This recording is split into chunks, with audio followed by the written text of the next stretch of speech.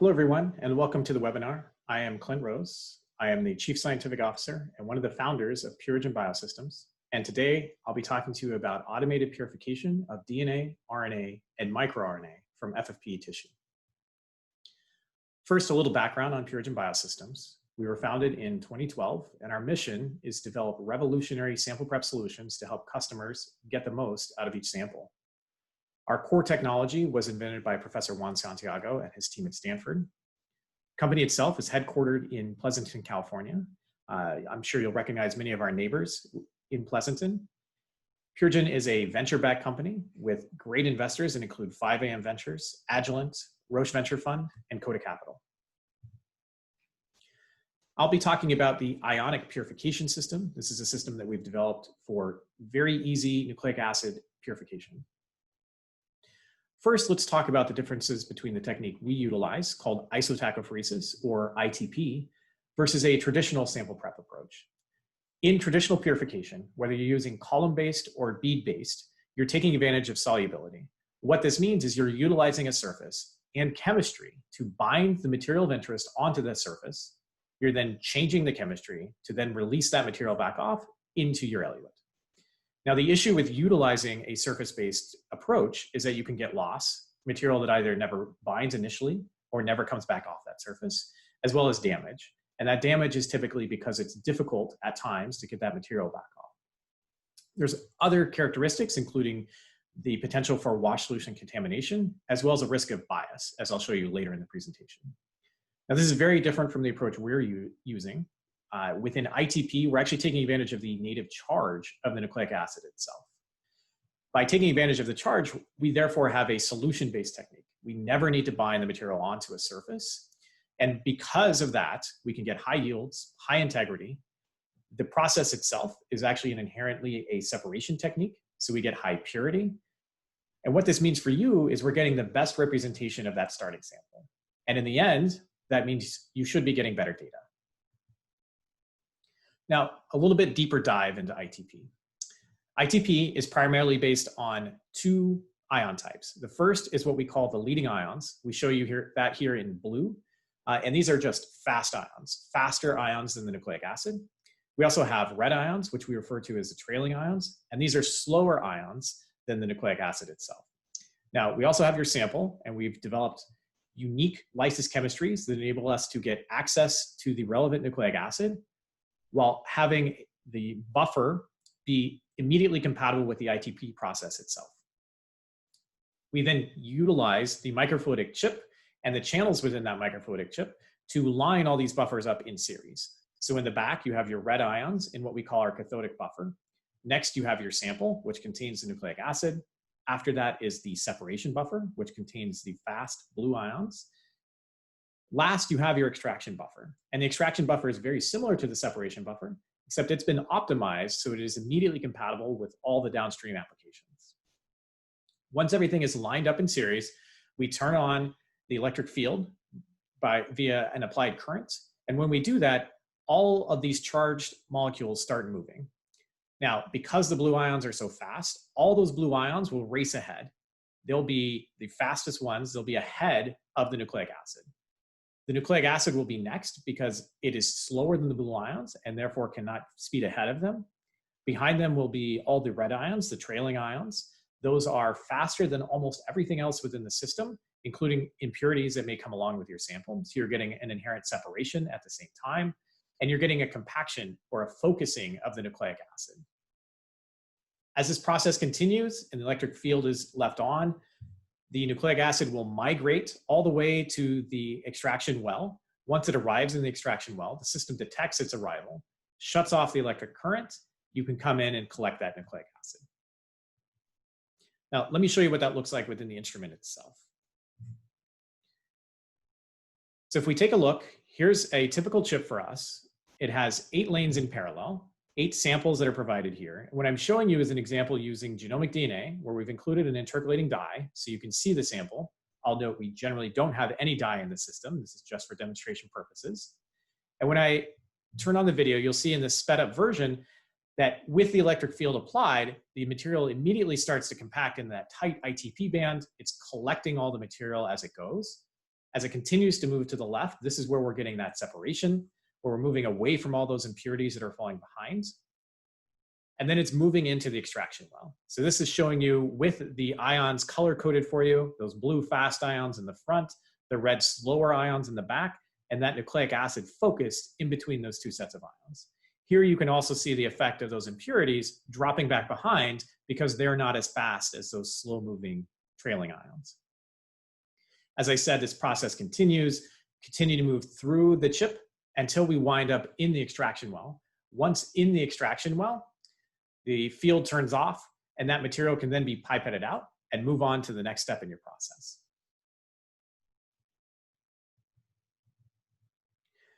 So the purification system includes both the benchtop system, and I'll note that's about the width of a laptop. So very compact, very friendly for your benchtops. Everything is touchscreen driven, and what you get is an automated sample purification.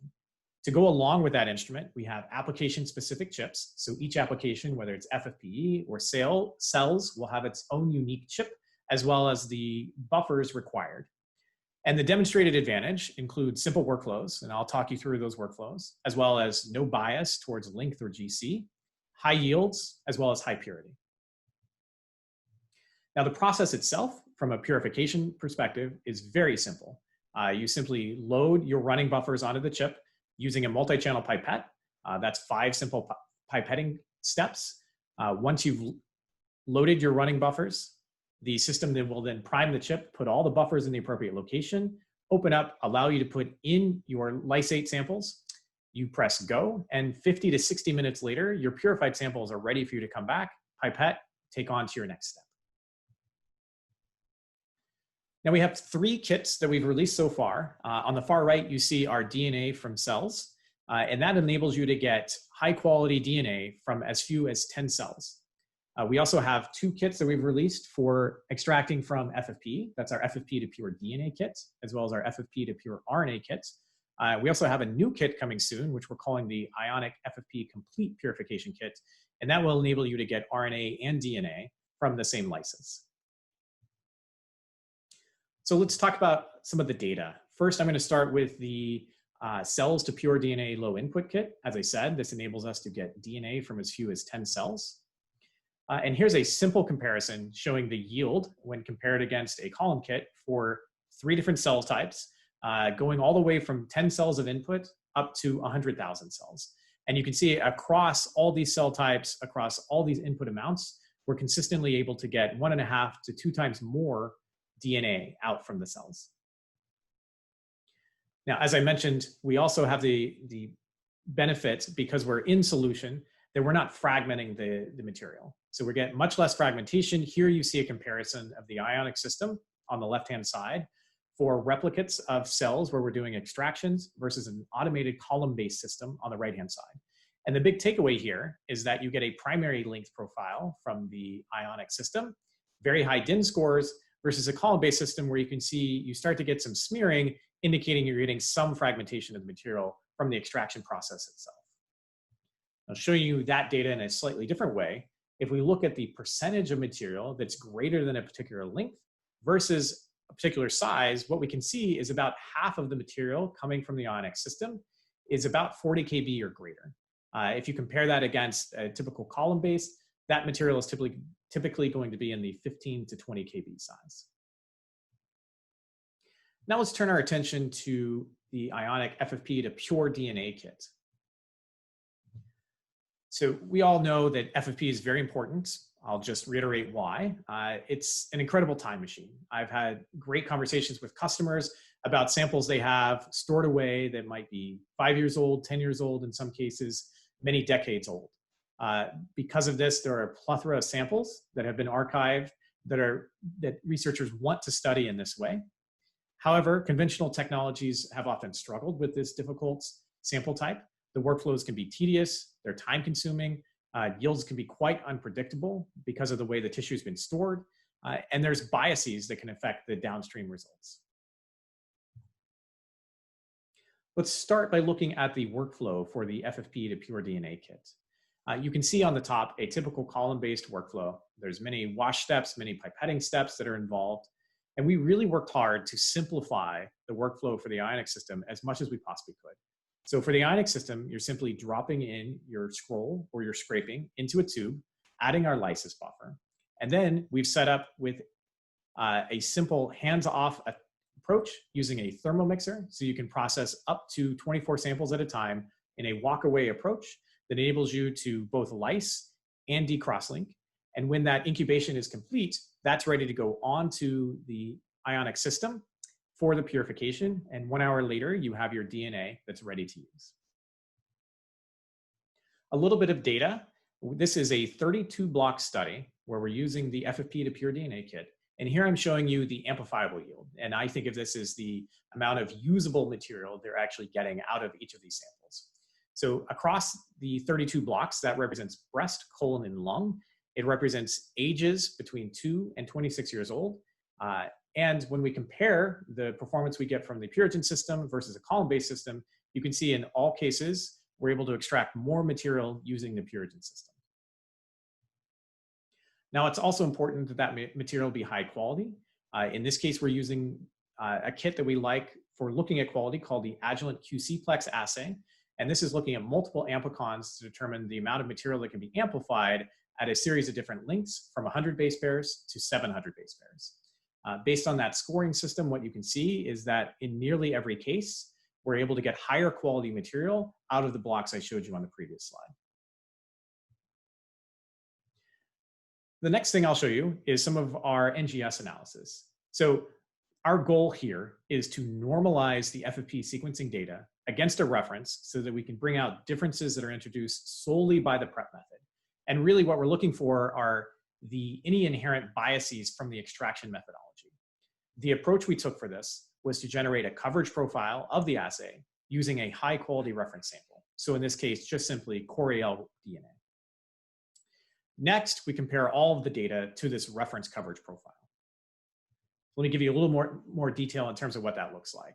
First step is to determine the reference coverage profile. So as I said, we're basically looking at all of the targets within the assay. In this particular case, there are 252 amplicons. And then for each target, we're looking at the typical number of hits you would get for high quality DNA. The next step is that we take each of the extracts, whether it's the Purigen extract or the column kit extract. We determine how many hits we get for each of the targets for that particular sample. We then divide by the expected number of hits. So what that means is for any time we get the exact number of hits we expect, we'll get a 1. We then take the log of that number. That gives us a 0, a normalization. And now we can really just look to see if there's any spread above or below that normalized line. We can then look at the data in the normalized fashion across either a chromosome level, and the chromosome level is really just to spread the data out so we can get a better sense of any overall trends. And we can also look at the coverage versus any particular parameters. So I'm going to show you a couple examples for length and GC content. So here is one example of one of the blocks that we have sequenced using this amplicon-based sequencing approach. And what you see is the blue dots up here on the top are all very tightly compacted around that 0 line. That means we're getting very little bias away from the intended hits for this particular sequencing assay. What you see for the column kit is you get quite a bit of spread and a couple of different types of spread. In one case, you get some tailing as we're getting lower hits on certain targets here, as well as islands, as though the entire sample has shifted downward for that particular chromosome. Now, we wanted to take a closer look and look at the coverage versus length. In this case, it's the length of the target. And what you can see is for the Ionic system, very consistent coverage. Nearly everything is tightly compacted around that 0 line. And for the column kit, you see that there's a bias. And as we get to the longer target lengths, you actually start to get less coverage. Now, we also looked at the coverage ratio against the percent GC content. Again, you can see for the Ionic system, very consistent coverage across the entire range of GC content. Whereas in the column kit case, you can see there is some spread. Now, let's take a little bit closer look at both of those. So this is the exact same data I just showed you, except now I've color coded it. So you can see that the data in purple is one of those column kit islands that I talked about previously. And what you can see is that that island actually represents high GC content. So there is some bias that is inherent with the particular column kit for this sample. The other thing I'll point out is that these tails, highlighted here in teal, highlighted here in purple, you can see that those are actually the longer targets. So you're getting some length bias as well that's coming out from the extraction method when using the column kit. Now, how does this translate into sequencing data? Well, what we did is we took from a single block, either 1, 2, or 4 5-micron sections into the extraction. We then looked for the Ionic system versus a column-based kit to see what our coverage bias might be. And again, what we want to see is we want to see very tight coverage. We don't want to see any tailing downward. And what you can see is independent of whether we took 1, 2, or 4 sections into the extraction in the Ionic case, very tight coverage. Whereas in the column-based kit, what you can see is that 1, you get quite a bit of tailing, and even at 4 5-micron sections, there's still quite a bit of tailing. And this represents some poor coverage uniformity, in some cases up to 1,000x bias. Now, how does this translate into really the most important information coming out of these samples, which is variant calling? So for these particular samples, we knew there were 26 expected variants that we had identified. And what you can see is in the Ionic case, even for a single section, we're able to call 25 of the 26. As soon as we went to 2 and certainly at 4, we're able to call all 26 of those variants. Now you can see the impact of this poor coverage uniformity in the case of the column-based kit, which is that it's immediately translating to the variant calls, where you're starting to lose certain variants because you don't have the full coverage uniformity. Similar data I want to show you that's based on hybrid capture-based sequencing, in this case using the SureSelect Cancer All-in-One Solid Tumor Panel. Now, for this demonstration, what we've done is we've taken Ionic eluates, we've taken the column kit eluates, and we've normalized along the way because we really want to see the impact of the extraction technique on the endpoint for the sequencing data. So for the first check is obviously the sequencing QC results. And if we compare the percent on target, percent duplicate, and the insert length, you can see that in both cases, it's effectively identical. However, if we look at all of the targets in a very similar analysis to what I showed you previously, in this case, what we see is that there is differences in terms of the overall uniformity of the coverage. So once again, what we want to see is all the data very tightly compacted around the zero line. That means we're getting very consistent coverage across all the different targets within the sample. In the column case, what you see is you start to get this spread across almost all the chromosomes represented here, just indicating that many of the targets are seeing some sort of bias. And when we look a little bit deeper, what we found is that in the SureSelect case, that lack of coverage uniformity is actually coming from the GC content. So for the Ionic system, if you look at the relative coverage across the low to high GC fraction, you can see it's nice and consistent. And in the column kit case, you can see that at the lower GC fraction, it actually starts to drop off. You're getting a little bit less coverage at some of these lower GC content targets. Now I'd like to transition and talk to you about one of our newer kits, the FFPE to Pure RNA kit. Now in this kit, it enables you to get both mRNA and microRNA in a single simple workflow. That workflow is shown here. And again, we've laid out what a typical column-based workflow will look like on the top. I will point out that typically for the column-based techniques, you're choosing to either get RNA or microRNA. In the Purigen case, we're able to get both RNA and microRNA with the simple steps that I show you here. And similar to the DNA case, it's simply a lysis where we've optimized that for a thermomixer. So that is a hands-off process. We're then pulling that lysate, taking it to the instrument, and performing the actual extraction. Now, start with a little bit of yield data to kind of show you the performance of the system. So this is data where we're looking, again, across multiple blocks, across multiple tissue types. In all cases, these are 10 micron sections that are going in, and I'm showing you the qubit yield, or amount of RNA we're able to get back out. And you can see when we consolidate all this information on the right-hand side for you, that across all the different tissue types, we're able to get about twice as much RNA out versus the typical column kit. Now, of course, the quality of this RNA is also important. And if we compare the DV200 scores across all the same blocks, what you find is we're generally on par, about the same as what you would get from a typical column kit. We feel like this likely just represents the quality that is coming out from the particular block. Now, the next step was to look at sequencing data. So in this case, we're looking at the Ampliseq Illumina immune response panel. And what we wanted to see is we just wanted to make sure we're getting the same representation as you would if you're using the column kit versus the Ionic kit. Now, I'll point out it's very difficult to have the same type of controls as we did in the DNA case. So what we want to see here is that we're just getting the same representation as what you see from both kits. And what you can see is across either breast, colon, or lung tissue, the sequencing results are comparable to the market-leading column. Now, as I mentioned, not only can you get the messenger RNA, but you get the microRNA as well. Here we're comparing it against the market-leading microRNA column kit. And again, you can see across the different blocks that we utilize, across different tissue types, we're consistently getting more microRNA than you are able to with the column kit. And here I'm showing you two different microRNAs to show you it's consistent, independent of the particular microRNA you're looking for. Now, again, we wanted to make sure that we're seeing the same expression profiles from that microRNA. In this case, we're utilizing the nanostring microRNA expression analysis.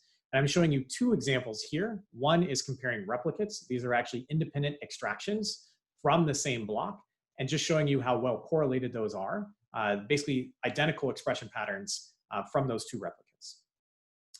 As before, in the sequencing data, we also want to make sure that we're getting the same expression profile as what you would expect out of the RNA column kit. And you can see that, once again, that is the case. It's the same expression profile from the Ionic system as what you would expect from that column. So let's talk about a few success stories from both our early adopters and our collaborators. Now, this is an example where the Ionic system was utilized by one of our biotech partners in a head-to-head comparison against column-based kits. These are samples of blocks that from the collaborator themselves, where they're extracting using the Ionic system, and then taking interleaved scrolls and actually extracting using the column-based approach. And what you can see is we're consistently getting more DNA, about twice as much DNA for 13 of the 14 samples. Now, in the RNA case, what we found is we're consistently getting more RNA, but on 5 samples that they were not able to get any RNA, any measurable RNA, using their column-based approach, whereas the Ionic system was able to recover material in these cases, and in fact, quite a bit of material, over 100 nanograms, easily enough to go into sequencing or other downstream assays. As you can see, they were quite pleased by this. The consistency in which the yield was higher was pointed out by the director of their lab operations. And also the research associate that it was actually using the system was very pleased with the simple workflow. The second example is where we utilize the system in a head-to-head comparison with a university partner. And in this case, it was against an automated bead-based system. Now, this bead-based system was this particular partner's preferred instrument to use. And so they provided 24 samples that they extracted using this bead-based systems. We compared that against extracting on the Ionic system. And what you see is on the top, we have the DNA that was extracted from FFPE. And in 2/3 of the samples, we were able to recover about twice as much DNA as the bead-based system.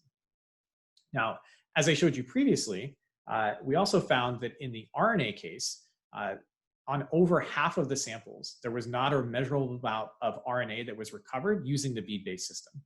Whereas in every case, we were able to get a significant amount of RNA, in most cases, hundreds of nanograms, in some cases up to a microgram of RNA using the Ionic system. Another example from a university collaborator, in this case, they had 5 samples that were sent to them. These were irreplaceable lymph node samples. In this case, the patients were actually deceased, so no opportunity to go back and get any more of the material. This particular user was concerned that using either columns or beads would be limiting in terms of their ability to then get enough material to go into library prep, and therefore they utilized the Ionic system. And we were able to get them more than a microgram from all 5 samples. All of those libraries were able to pass QC. And as you can see from the comments, the lab director was quite pleased with the outcome. One more example. This is working with a researcher that had a study previously using lung samples where they had used a column-based purification technique. They had 100 samples within their particular study, and half of them had actually failed library prep when using the column-based purification.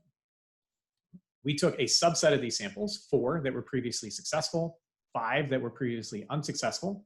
We used the Ionic system to extract the DNA for these samples, and on average got about 3 times as much DNA. Now, most importantly, once we took that DNA into the downstream, the results for all of the Ionic extracted samples were now as good as the previously successful samples. You can see the principal investigator was very pleased, and there is a publication underway on this particular study.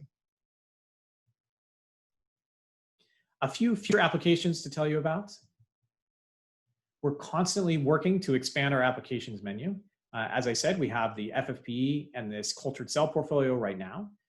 Currently in development is the FFPE Complete Purification Kit, as I mentioned, as well as our fresh frozen tissue kits, and an expansion to our cells kit, enabling us to go up to 5 million cells. Lots of future applications on the horizon. Already demonstrated the system can do the same types of extractions using plasma, whole blood, as well as pre-purified samples for things like cleaning up your PCR preps.